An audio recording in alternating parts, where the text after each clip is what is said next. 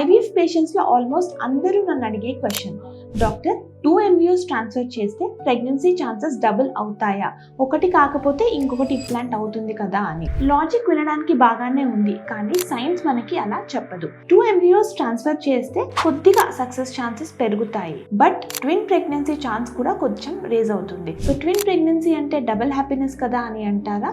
కాదండి. Twin pregnancy ఒక high risk pregnancy.